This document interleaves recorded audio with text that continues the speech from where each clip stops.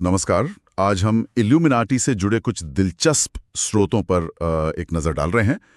ये नाम सुनते ही इतिहास और रहस्य की दुनिया आंखों के सामने आ जाती है। हाँ बिल्कुल, काफी रहस्यमय नाम है ये। तो इन स्रोतों के जरिए हमारा इरादा है कि हम ऐतिहासिक इल्यूमिनाटी और जो आज की कहानियां हैं इससे जुड़ी हुई उनके बीच के फर्क को समझें, मतलब तथ्य और कल्पना को थोड़ा अलग अलग करें। हाँ, ये बहुत जरूरी है। तो चलिए बात शुरू करते हैं असली ऐतिहासिक इल्यूमिनाटी से।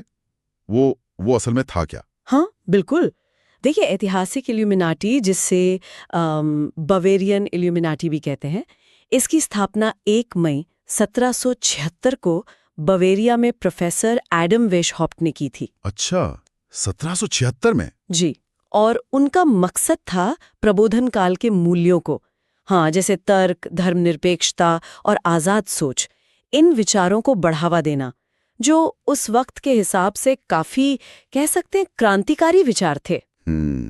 वे खास तौर पर धार्मिक और राजनीतिक नियंत्रण, जैसे कैथोलिक चर्च और राजशाही का जो असर था, उसके खिलाफ थे। ओके, तो एक तरह का गुप्त संगठन था ये। हाँ बिल्कुल, ये एक गुप्त संगठन था।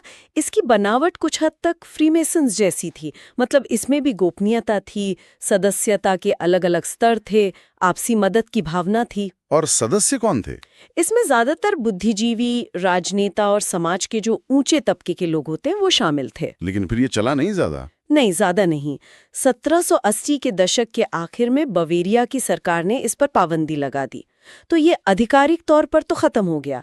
हालांकि कुछ लोग मानते हैं कि इसके सदस्य शायद चोरी छिपे काम करते रहे होंगे। अच्छा, तो ये तो हुई उस जमाने की बात, मतलब ऐतिहासिक इल्यूमिनाटी की। पर आज जब हम इल्यूमिनाटी सुनते हैं तो उसका मतलब तो एकदम अलग लगता है। हाँ बिल्कुल अलग। यहीं से बात और दिलचस्प हो जाती है ना? क्योंकि हाँ, आज के दौर में इल्यूमिनाटी का मतलब अक्सर एक ऐसे काल्पनिक गुप्त समूह से लगाया जाता है।